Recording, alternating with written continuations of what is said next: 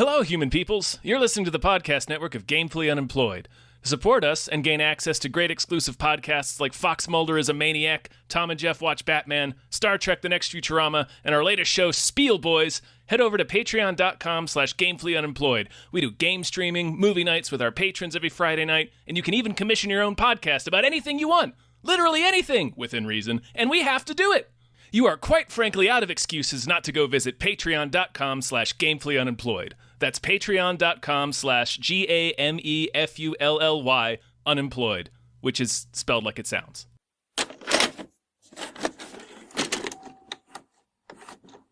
Morbius! Morbius! Hey, everybody. Hello. Hi. Hello. Hi. Good Morbius to you.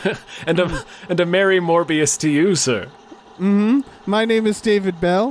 My name is Tom Morbius. And we just watched... What did we watch? Morbius! We watched Morbius! The living vampire, Dave!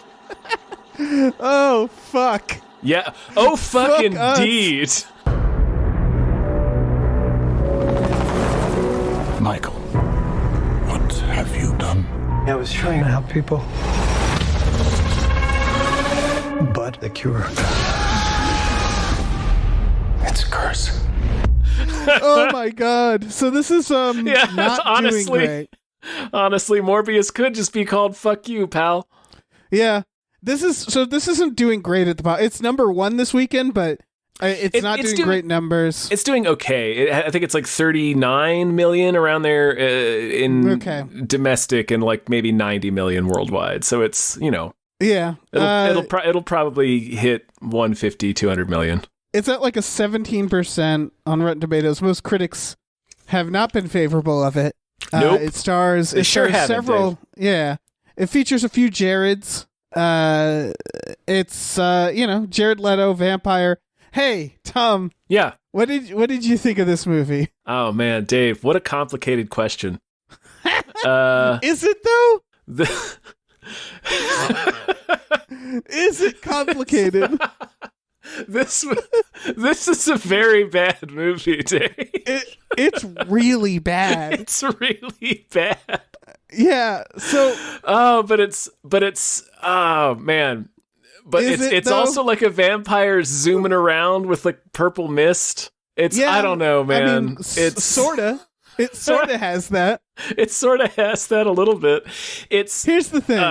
Yeah. Oh no. Okay. Well, I get why you like Venom more than me, and this has a very similar mid-2000s feel as Venom. The difference is that this has no charisma as opposed to Venom. Yeah. Morbius, the character, is boring. Jared Leto is boring. Yeah, the movie has the personality of a vampire, of a living corpse.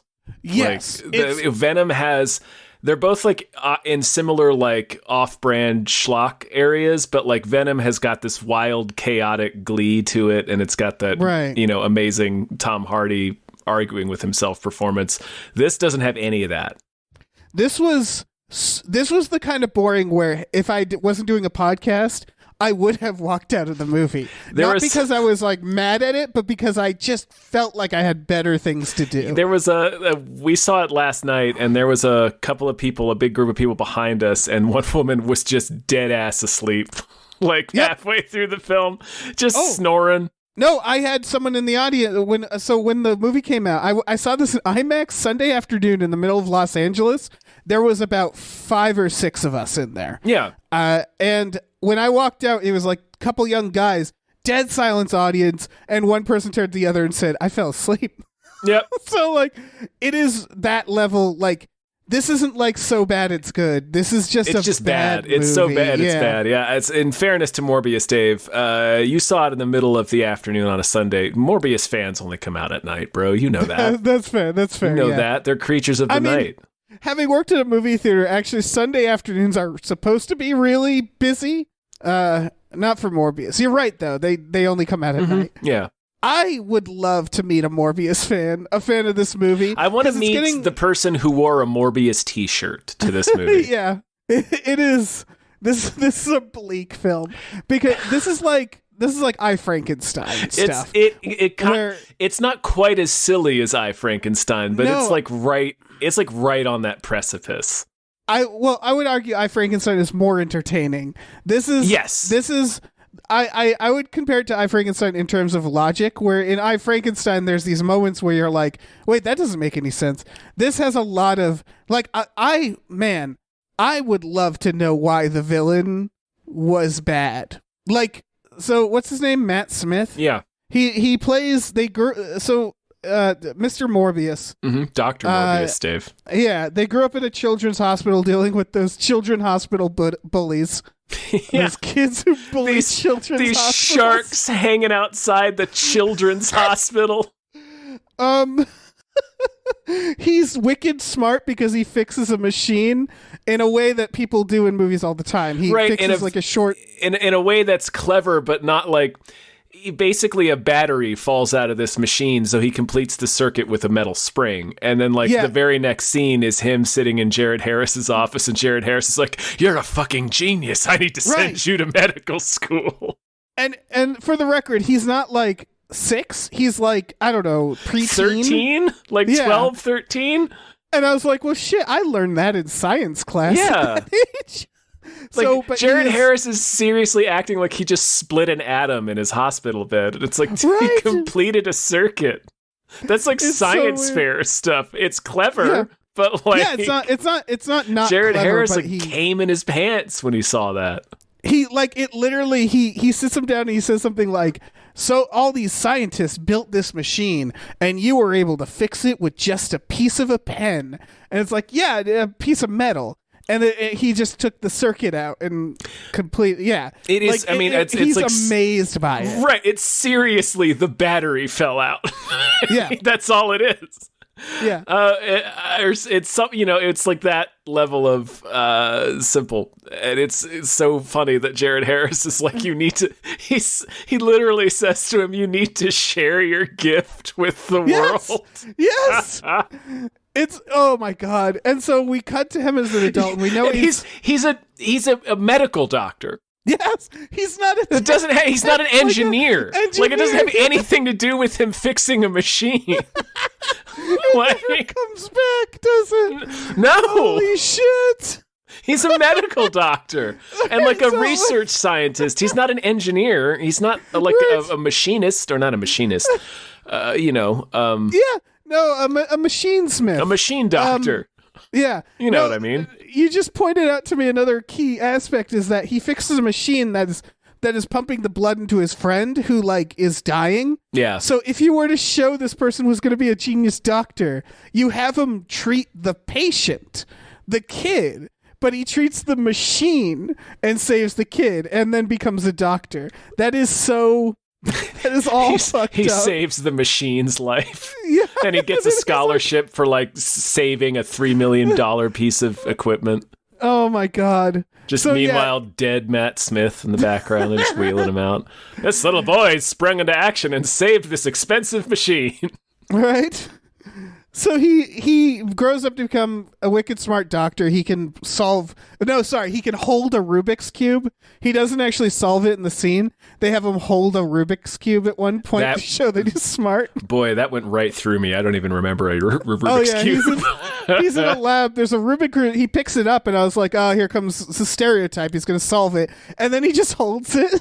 And then he puts it down. You know what would be a real power move by one of these movies is if the nerdy character the wicked smart character picks up a Rubik's Cube and everybody's like, oh, here we go, and then he just takes a bite out of it. That would be amazing. Just eats the whole thing like an apple. Blow my mind. Throws away the core. Cancel the Oscars. Best picture of the year. His fellow doctor colleague, who I guess was supposed to be a romantic interest, did not know that until it happens. Yeah, until they kiss for no reason. Yeah.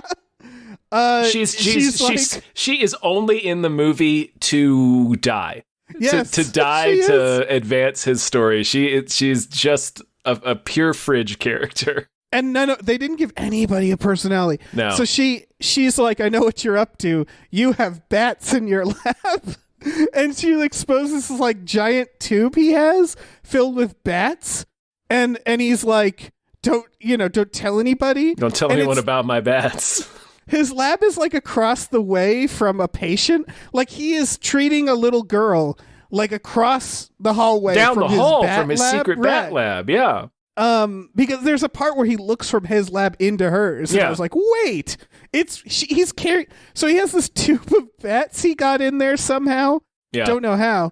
And he's studying their What are those bat bats eating, blood. Dave? Oh, I assume the patients that, Yeah, the ones that don't make it. Yeah. Just dump them in the tube.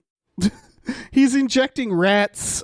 He finds a cure for the disease thing that he has, that he has and Matt Smith has. Yeah. And they make this implication that they went their separate ways. Like he gets taken out of that kid's hospital, but like they're just buddies. Whatever, it doesn't matter. So he goes to international waters to test this on himself.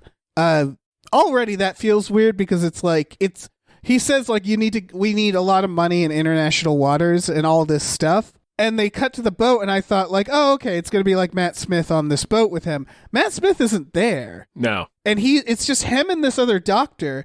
And all I could think is like, well, why didn't you just do it? I don't know, at your apartment? Like, why did you take the boat all the way out there? The legal stuff. Yeah, I guess. So you can't get arrested or in trouble because that's super illegal to do what he's doing. And that's the whole point of being in international waters. So he can gamble while he's out there. Yeah, he can gamble real quick. Mm-hmm. It just feels like it's a lot of work because I thought it was going to be like, okay, this is really illegal, but we need like a lot of people and money. But it's just like a homemade lab on the boat. So it's like, oh, it's for the purely legal reasons. Yeah. Like you didn't need like they have boat thugs. Yeah. For some reason, there's boat thugs. Yeah, they have boat thugs. I don't know why they have a team of them. I don't know why the boat thugs. Why do they have mercenaries? I don't know. And then the guy's like, I'm going to go check on the doctor. And he goes down armed, like with his hand on his gun. Like, everything okay down here? And it's like, are they prisoners? Why is this guy like hostile? That like, was also that. Didn't they hire them? Like that whole. Yeah, that whole scene is weird as hell, or sequence rather. It's why wouldn't they just have a normal crew? Like, why would it be a crew of like fucking ex-Blackwater guys? Right. I don't understand. They're all like really hard on to kill someone. Like they're behaving like the fucking terrorists in Die Hard. Like right, they're holding them hostage in the hold of this ship and making them do science. It's like you hired these guys. They work for you. Right. Like these are your employees. But why? Yeah, they seem to be acting exactly like that. It's such a weird scene. Yeah. It feels like maybe, I don't know, something might have been cut out. I don't know. Like, because there's like a vague, it doesn't amount to anything in the version of the movie we saw, but like there are vague hints that Matt Smith is like a gangster of some kind, like a crime boss. And it doesn't come up at all after this scene. So I don't know if they like cut stuff that was initially supposed to make him more villainous at first. Like maybe he had his goons abduct Jared Leto and Fridge Doctor. I don't know because on the ship because Matt Smith just turns evil. And so maybe there was some setup that they got rid of. Because he is just evil for no reason. There's a little bit, that little brief bit where the fucking shark bullies beat the shit out of him, even though he's like a sick kid on 2 crutches. Right. They just start stomping his ass. Yeah, and he gets kind of violent with his crutch. So there's like a little hint of him being bitter and resentful and violent towards the rest of the world. But that's the connection I made, but that's the only bit of work that they do to let you know that Matt Smith is going to turn like completely evil almost immediately. Right, that's the thing, is that's not how evil works, because he betrays his friends, his father. His father figure, He is, like, he suddenly goes full evil, and like, we see from Jared Leto, like, the serum doesn't make you evil either. No. So he takes, so this jackass scientist turns himself into, like, a bat person on this boat. He kills almost everybody. Can you imagine doing research into trying to find some breakthrough cure, just, standard like lab vaccine medicine stuff, and fucking up so bad you turn yourself into a vampire, like an actual vampire. It's such a failure. And an actual vampire, but like a gargoyle vampire. Yeah, like he's a like a Nosferatu. Yeah. He's a monster. I laughed when they do the test on him, or they inject him, and he disappears, and they're like, "Where is he?" And they go into the room, and he's just clinging to the ceiling, and it's like, "Oh, that experiment went bad." this went hanging from the ceiling. Terribly wrong. Can you imagine? That's such bad science. Like some UN facility when they're looking into like COVID, and they turn someone into a vampire. Yeah. So. Oh my god. We've hit some setbacks in the development of new vaccines. We accidentally made an army of ghouls. We have some interesting news. Interesting development. So he kills all the boat goons that they hired that were weirdly aggressive, and I think the movie just wants us to not feel bad for him. Yeah, they just had to have people for Jared Leto to eat that were bad. So we wouldn't dislike him. Right. Later, he beats up some people because they were counterfeiting money, and it was like, I don't know if that was bad enough, but sure. Yeah. So he calls the cops and jumps off the boat, and I guess swims to shore. Listen, vampires, great swimmers. He's in international water. he's like halfway between New York and Europe, and he's fucking swimming back like a dolphin. How did he get back? That's so funny to me, because what we learn is that he needs blood every 6 hours. So did it take him less than 6 hours to make that swim? Or did he have to eat some sharks? He's just shooting through the water like a cigarette boat. What the fuck? Folks, I assure you the movie itself isn't as entertaining as it sounds, though. But it's like these little things like that where I was like, wait, do vampires swim super fast? Yeah, is that part of the legend? He jumps off the boat. Just gliding through the ocean like an otter. So weird. The FBI agents show up who will be unfazed for the remainder of the film.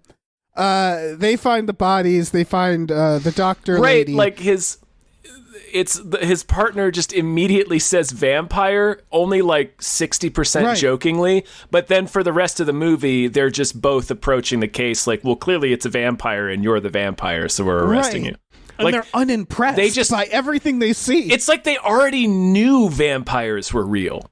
Yeah. It's like they already have some in custody or something. Yeah. Like they see it's a vampire crime. They're like, here we go again. It's so weird. And then later when he there's a few things they kind of gloss over. And one is when he finds him on the rooftop and points the gun at him while he's vamped out. And he's like, hey, enough of that. And then it just cuts to him in jail. And it was like, wait, he arrested him? Yeah. He arrested the vampire, man. He did. He put the vampire in handcuffs, Dave. My goodness. And at that point, he had already beat up a bunch of people and flown through the air. And it was like, how did he even let himself get caught? He could have just ran off. They show him dodging bullets and shit. Mm-hmm. And then this guy just points a gun at him on the rooftop. And he's like, whoa, you got me. Slow down. Yeah. And it's like, no need for that. Yeah. Let's de-escalate. It's so weird. So he gets back. He learns about his disgusting ear powers.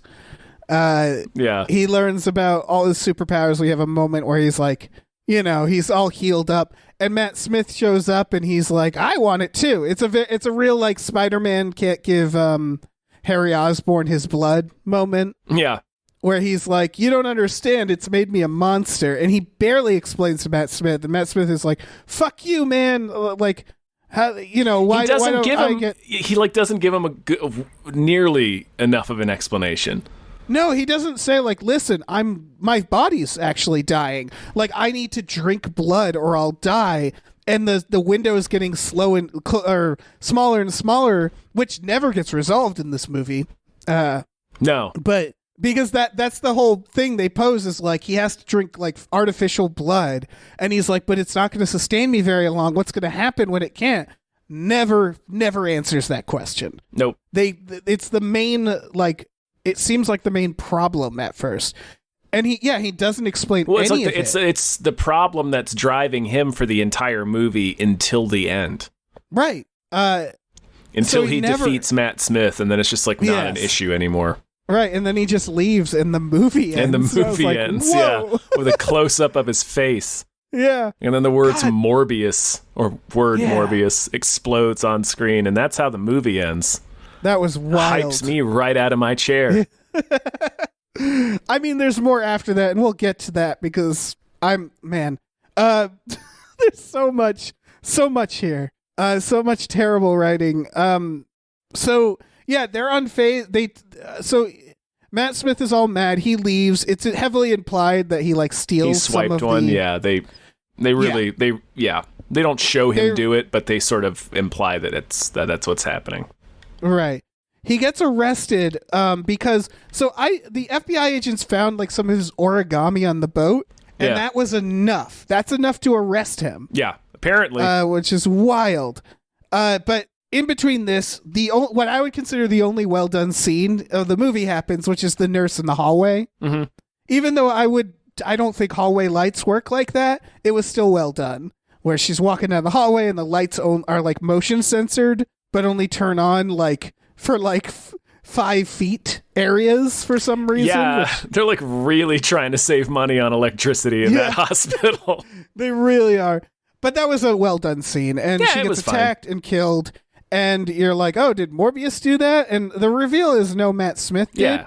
But I want to point out that if Morbius did he like blacks out during that time? Why does he black out during that time? Because Morbius doesn't know if he did it or not. Yeah, it's like he leaves, he has this little argument with Matt Smith, and then he leaves, and then the next time we see him, he's waking up sitting next to the hospital bed of the little girl he's been treating. So we're not, at least I'm pretty sure there's no other, right. I remember being confused by that. Right, because he's like, I don't know if I killed that nurse. It's like, I don't know either. Like, I don't know why you passed out. Right, and like, if you didn't kill the nurse, then you must have had to drink artificial blood between that time because you haven't died. It's so weird because like they show him wake up and then they show him reset the timer on his watch. It's like, why is he resetting the timer? Exactly. When did you eat more blood, man? Yeah, like that's like the ticking clock of this movie. You can't just reset your watch because it's a new scene. Like we need to, like, if you're gonna tell us that that's the stakes, like you need to show how you're able to reset your watch. Right, they do. What they did do you that eat? To imply, they do that to imply that he ate the nurse. They want us to think he ate the nurse, so he resets his watch. But if he didn't, which we learned very quickly he didn't, then why did he reset his watch? Did he eat anything? And if he did eat something and knew he ate something, surely he knows he didn't eat the nurse, but he doesn't seem sure of it. He's like hunched over in a bathroom stall, just eating rats. Yeah, I don't know. God damn it. So he gets they lock down the building and arrest him because they just know it's him. They're completely unfazed by his vampire abilities as he escapes. Yeah, and it's not like a small amount of vampire abilities. He beats the shit out of like 6 cops and runs up the building. Right. And then like, that's when they point the gun. Yeah, that's when they point the gun, and apparently that stops him. Mm-hmm. They interrogate him. His face changes to like a demon face. He becomes a ghoul in front of them. And they're like, whatever. And they're like, sit here and stew, Morbius. Right. And it's like, he turned into a biblical creature. Right. They briefly mentioned that Venom happened in this world. Yeah. And it's like, surely you have someone you can call. Where you're like, excuse me, I have a literal vampire. Yeah. And I don't think our jail is going to cut it. Don't think so. And guess what? It doesn't, Dave. It doesn't. It does not. Almost as though he were a vampire. Yeah. They're like surprised by it. But not before Matt Smith visits him and reveals, I don't need my cane anymore. The Kaiser Soze bit they do is kind of funny. It is. It's not terrible, but he is instantly evil. And so this is where it's like, so he was mad at him because he wasn't giving him the serum. Yeah. He now has the serum. That happened like a day ago, and he is apparently still so mad. He's about to go on a crime and murder spree, frame Morbius. He frames Morbius for the murders and kills their father figure and goes after his girlfriend for because Morbius didn't want to give him the thing that he now has. He keeps saying something like, I want to force him to know what he is or something like that. But the villain does not make much sense. Not too much. I guess they're trying to do like the character becoming like a toxic version of the sort of positive relationship Morbius was trying to make with him when they were both kids, because he was like, we're the two lone Spartans against the rest of the world or whatever. So like Matt Smith is so bitter against the rest of the world because he's had to live his whole life like dying, basically. He's been dying for his entire life. That now that he's not, and now that he's more powerful than everybody else, he's just being cruel and violent, and he wants like Morbius to be there with him. That's as much motivation as we're given, which that could work. There's just not much, there's not really enough there. So it just seems like he takes the vampire juice and is then immediately 150 miles an hour crazy. Yeah. Just completely evil instantly. Right. They don't do anything to like, weird example, but like in the movie Doom, the 2005 movie Doom, the super soldier stuff either brings out the good in you or makes you evil. Yeah. And it's like, just have a line like that, I guess. Like, say something like, I don't know how, but like, if you're not going to give him any good reason to be bad, you have to you have to give me something. And they don't really. He escapes. He's on the run. He meets the doctor lady. They go for this. So I wanted to point this out. What was the deal with the coffee? The coffee? They're at a diner, and she says, "You want some of my coffee?" And he says, "I'm cutting down on caffeine." And she says, "It's decaf." And then he goes and reaches for it. And then he like pretends to get burned. And then he goes, "I'm not that kind of vampire." I wrote it down. Oh, it's because she had the coffee mug set in a beam of sunlight. Got it. Okay. Yeah. Okay. So she was trying to convince him to reach for the mug to like see if he would burn. Right. See, it was clunky. It took me a second too. It's not presented well. No, it's not, because he's been out in the day with her. They're sitting in a diner in the sunlight. It was also it was also night, like just a moment ago. Right. So but, he meets her on the bus, and it's during the day on the bus. That's true. Yeah, it is. Okay. That's what I was confusing. Yeah. Okay, that makes sense now. Yeah. But like, she shouldn't be wondering that because they've been out in the day. Also, just like the performances in that scene and like their chemistry is also like awkward and weird. Yeah. So just like nothing about that joke landed. Jared Leto is terrible in this. He has no charisma. He is all the things that I think were supposed to be jokes. Fucking a piece of wood. Yes. And it makes him terrifying sometimes. When he breaks that guy's hand and he says, I wrote down the quote, he's talking about all the bones in his hand. And then he says, and of course, the pretty little stinky pinky. And I was like, okay, I need that out of my brain immediately. That is. They also cut the joke out of that scene. Like, you remember in the trailers we all saw for like 2 years, he does that line where he says, where the guy's like, "Who are you?" And he says, "I'm Venom." And then he growls, but then he's like, "I'm just kidding, Dr. Michael Morbius at your service." Right. In the movie, they cut out it's not like a great joke, but they cut out the joke. So it's just him saying, "I'm Venom." And then they cut out the joke. So it's just the guy runs off after that. And that's it. It's so weird. So like even that little bit of charisma, they like deleted from the movie. Right. And it wasn't much. It wasn't even very much or very good, but still it was a little bit. He has all the part where him and Matt Smith are supposed to like walking through the park and it's like, look, they're friends. It's just so fucking wooden. Everything. Yeah. It's really bad. It was an astonishingly bad movie. Everybody's a fucking alien. The FBI. So they go to the woman's house and they. Sorry, I flagged this too. Mm-hmm. They're at the woman's house because they're trying to find her, the doctor. And the FBI agent shakes the litter box to call the cat. Yeah. And I was like, why would you have what? Like, I've never seen you shake their food. I've seen people do that. Really? Yeah. What a weird thing to do. Cats are weird, man. I don't know. I've never been called by someone like, hey, you want to take a dump? And I'm like, ooh, oh boy, yeah, I'm going to take a dump. You're not a cat. I don't know. Yeah, it's fine. You also don't come running when somebody shakes a bag of chips. Well, no, wait. Let's say I don't. Let's go with I don't. Let's go with I don't, yeah. I was about to say, like, wait a minute, I would do that. Yeah. God damn, the movie's almost over now. Like, this was... it was simultaneously 90 minutes long and 2 hours long. It was, because not much happens. Matt Smith is evil.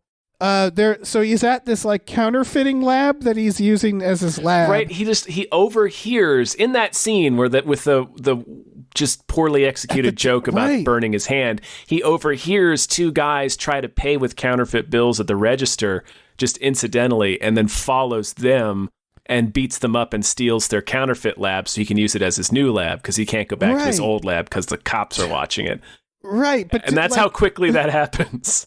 Yes. And like, I don't think a counterfeit lab and like a blood lab are the same. But he's like, also, how many enormous counterfeit labs run by two street level crooks do you think there are in New York City? It is silly. Like, it's a warehouse. Yeah. And it's like, at that point, I don't know why you needed the lab equipment. They certainly don't have the right lab equipment for you, right? But I guess they do. I guess fucking genetic biology has a lot more in common with printing fake money than I realized. All right. Yeah, I guess. So he makes an antidote that's just poison. It's just like a vial of poison, and he's like, "This'll do it." It's something like I think he said what it was. It's like an anticoagulant or something. It sounded gnarly the way he described it, but it was like specifically like, because it's a vampire movie. It was like, it's the thing that poisons your blood or something in this gnarly way. And he's going to use it on himself because he's like, as he says, he's like, the clock is ticking. I'm going to soon become like him, which again, never gets addressed in this movie. They do this. He makes two vials, and she asks him, "What's the second one for?" And he's like, well, I mean, yeah, I'm gonna eventually not be able to use the fake blood anymore. So obviously, I'm not gonna be a vampire. So so there's this whole thing around the fact that he made two.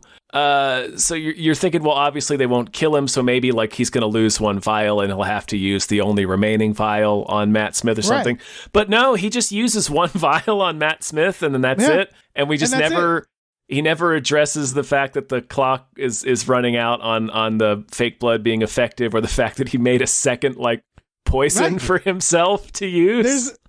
There's an end credits scene where he seems unconcerned about any of that. Yeah. He just seems to be living his life. It's so what the fuck? So Matt Smith kills Jared Harris for no reason because he's mad. That seems real strange. Yeah, like why did he kill him? His supportive father, who at no point in the movie he dislikes. He's loving. They're both are fine with each other, and Jared Harris is like, I want to help you. This has to stop, and he kills him. Yeah. Jared Harris calls Jared Leto, and he gets there just in time for him to die. And then it's a thing all Jareds do. And when when you sense that the end is coming, you have to immediately phone another Jared. Right. That's how the name stays alive. We skipped over the part where they're on the roof and they're talking and they kiss, and it comes out of nowhere.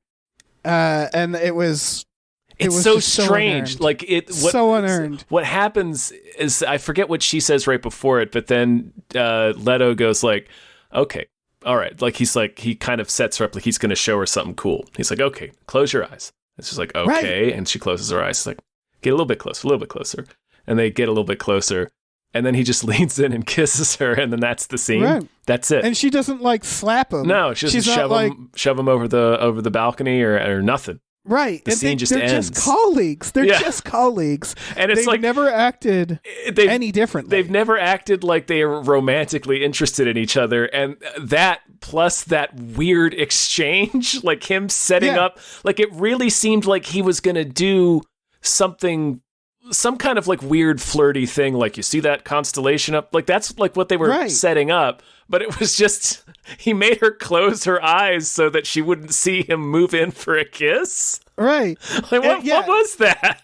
The scene is, it felt like I was having a stroke. It's just like, I missed scenes earlier. Right. What was it's even like happening they gave in up. This scene? It's like they knew they were going to try to write some kind of clever little flirty thing for him to do and couldn't think of it, and then just gave up.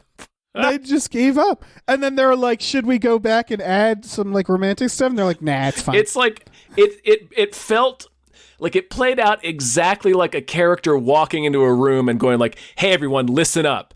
And then just turning around and leaving the room. Like, that's exactly how it played out. That is how it played out. It was so jarring. Yeah. And then and like you said, the scene just cuts. And then it's just, that's it. It's over. That's the end of the scene. That's the end of the scene. And so now they care about each other, I guess. I suppose. I suppose they're romantically involved now. Holy shit. And then Matt Smith kills her.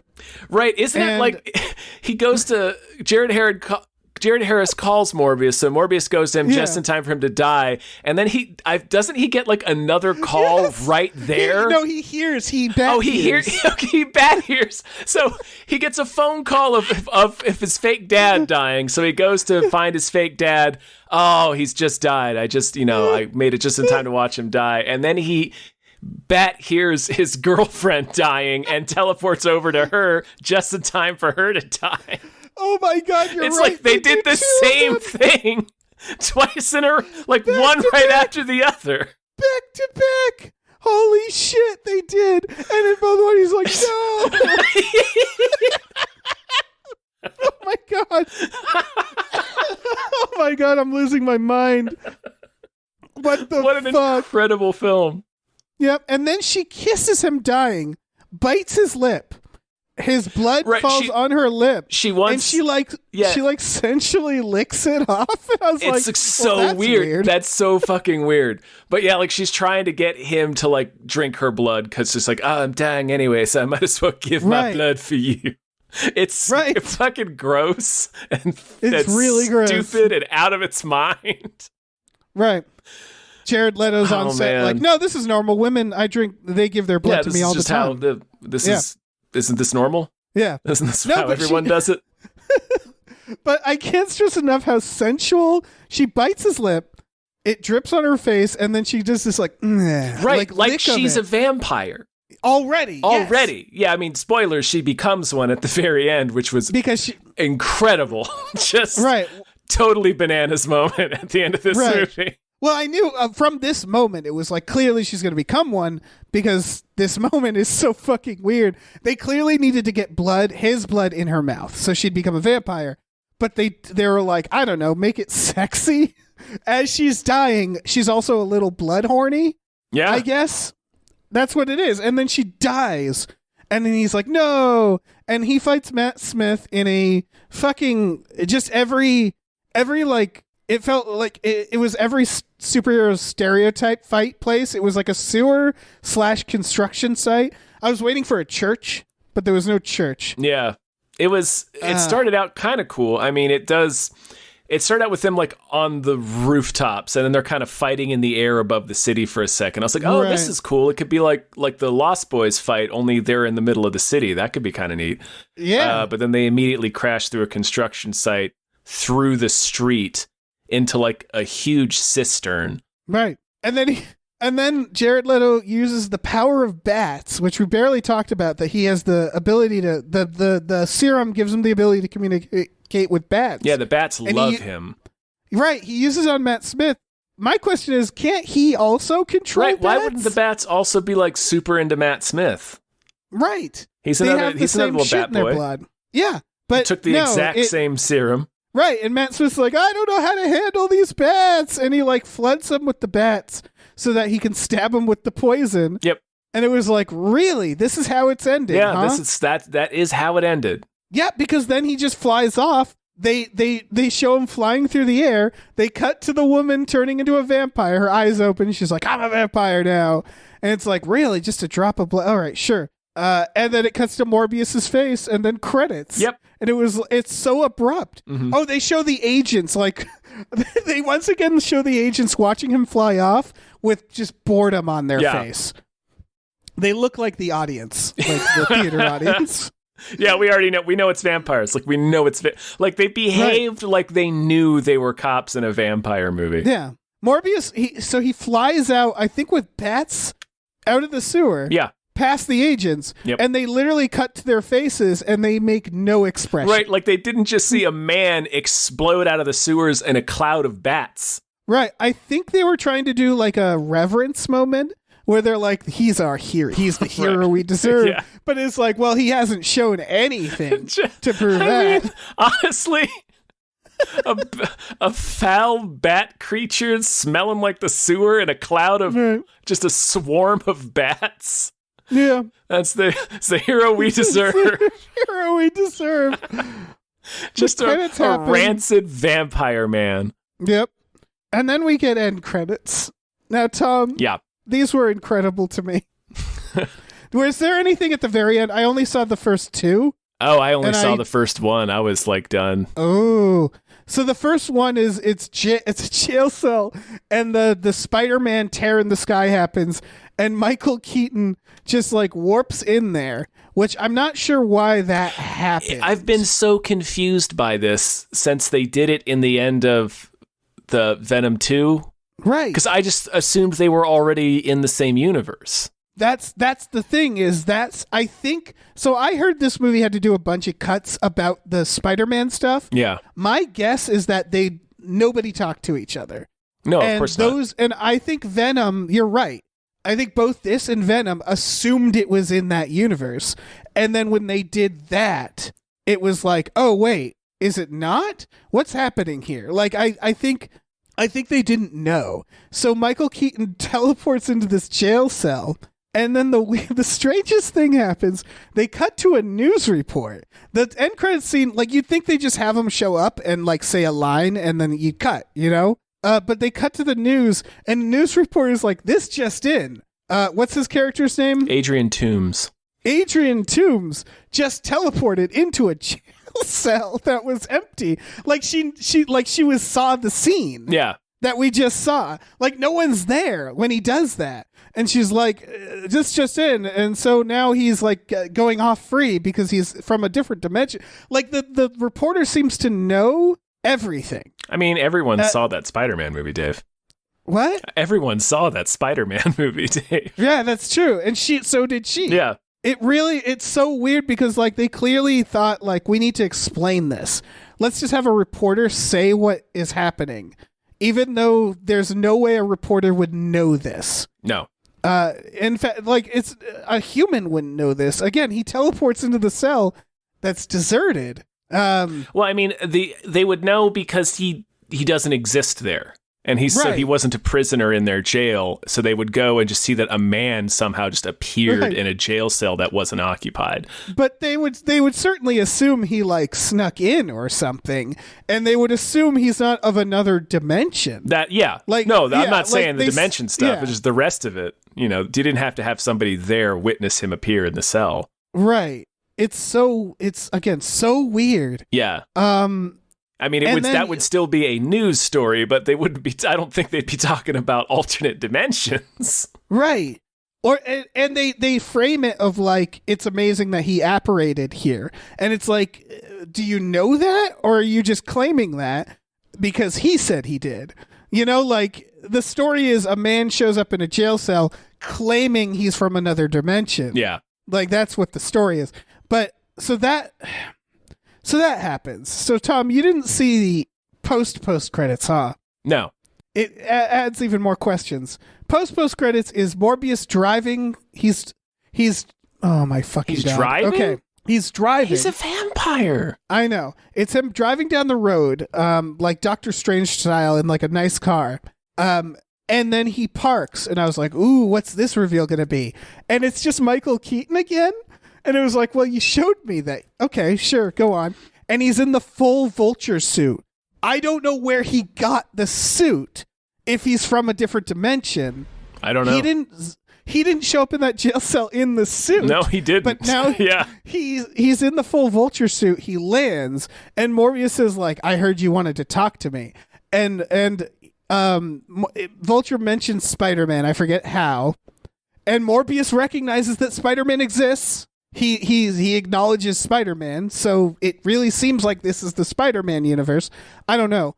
And then he says something along the lines of, I'm putting together a team. You want in? Oh, hell and yes. Then it ends. Hell yes. It's I'm talk to you about the Avengers Initiative. Yeah, it's so sweaty. It's one of the sweatiest. He literally, it's like what you would make fun of, what they would say.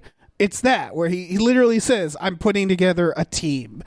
It's really rough. Oh man, what a treat. I'm glad I didn't sit through 5 more minutes of credits to see it though. Yeah. I'm glad I just had you telling me about it. Yeah. Yeah, I don't understand what they're doing with that unless they just want to be able to make their own distinct universe unless they want to have their cake and eat it too, because otherwise I'm just confused.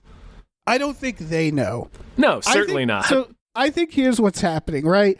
Is Sony made a lot of plans, and they started production on a lot of things. This is one of those things. Yeah. And then I think they learned what Marvel was doing with their Spider-Man, because that's also Sony's, but it's, Sony Marvel weird partnership. Yeah.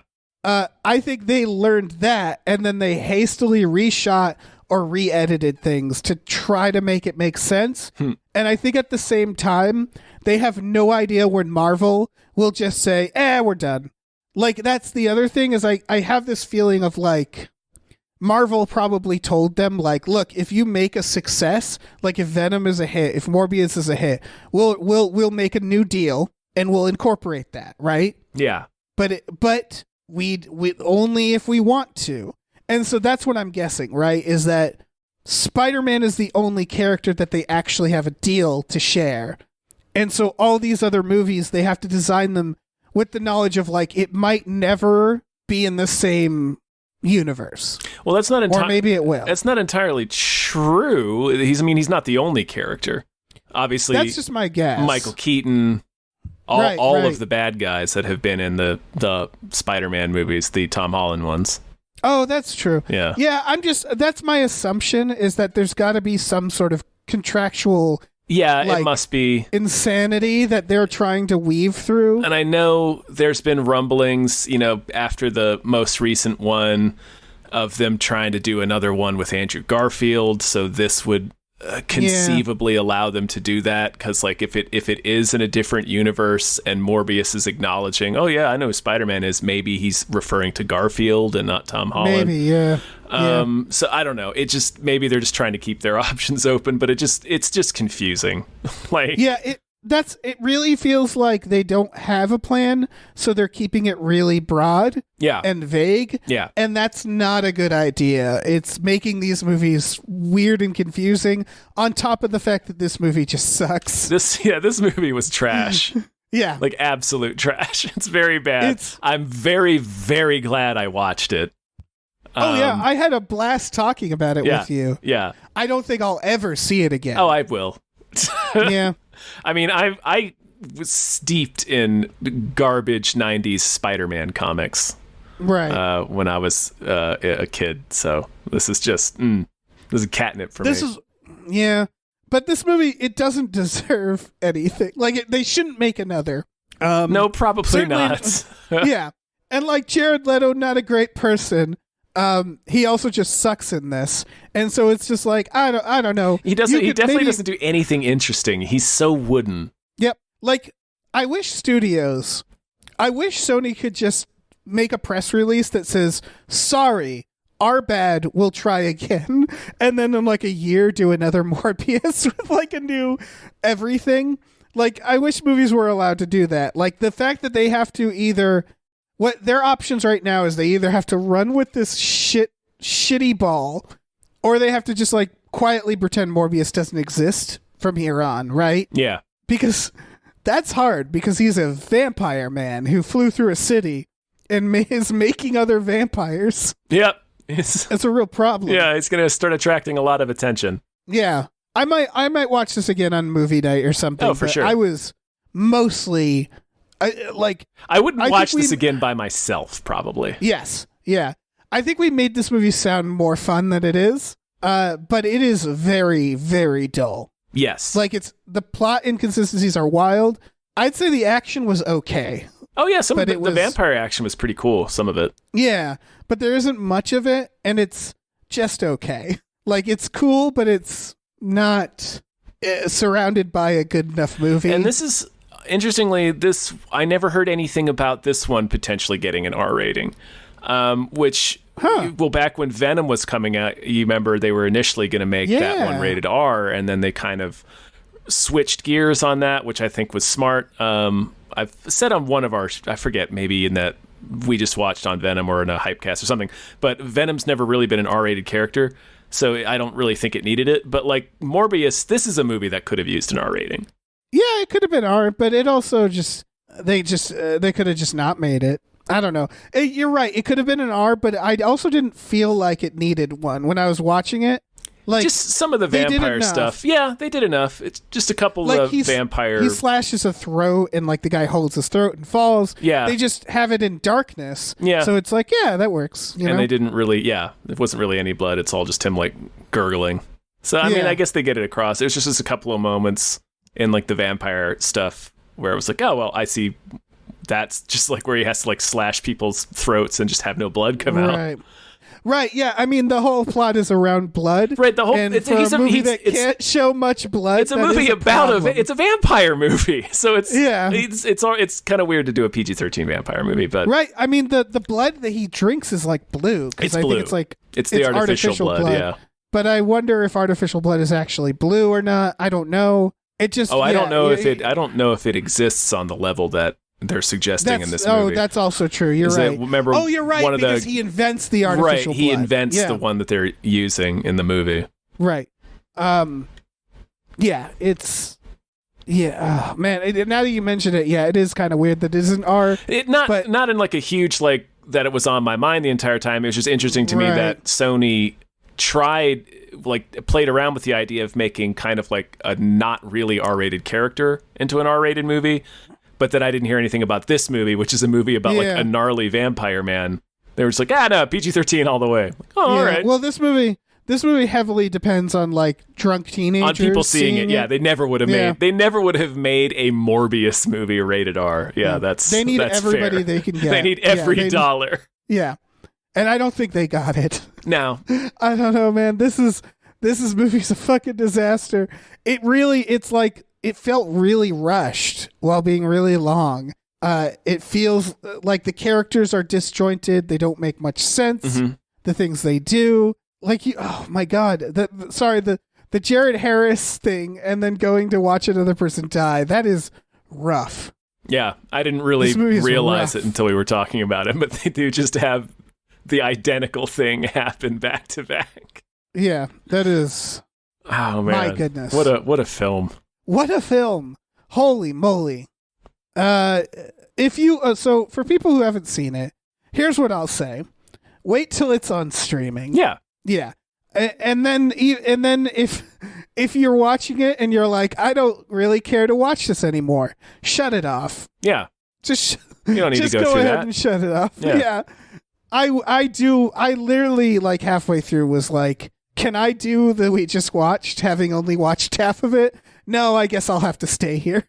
It was just like, I was just so bored. It's fair. So bored. That's fair. Yeah. Let's be done with this podcast, though. I don't have anything else to say. All right. Yeah, I have nothing else. Hey, folks, how's it going? Thanks for listening. If you're interested, we have a Patreon, patreon.com/gamefullyunemployed. If you go on there for $5 a month, you get access to a bunch of podcasts. Tom and Jeff Watch Batman. Fox Mulder is a Maniac. We also do some exclusive podcasts with the Small Beans. We do Star Trek The Next Futurama and Spiel Boys. We watch movies every Friday night with our patrons. You can commission podcasts. There's a bunch of stuff on there. I think for the we never talk about this. If you get the Hypecast shout out, you also get a Sheev mug in the mail. Oh yeah, it's a mug with Sheev on it. You know Sheev. You guys know Sheev. He's the cool emperor. He is. So go check that out. Yeah, we also have a store. You can head over to gamefulemployed.com. You can find a link to our Teespring store, where we have all kinds of cool original artwork and designs like that Sheev. That you can get on t-shirts, stickers, mugs, posters, all kinds of stuff. So check that out. Yeah, and you could also you could review us. Yeah, wherever you get podcasts. You can do that. You could leave reviews. Yeah, you can click a couple of stars with your little stinky pinky, Dave. Yeah, your little stinky with pinky. Your little stinky pinky. God, that made me shudder. I never want to hear. That sent a chill down my spine. Yeah, I never want to hear Jared Leto say "little stinky pinky" at me. Yeah, my God. I feel like I'm in danger if that hits my ears.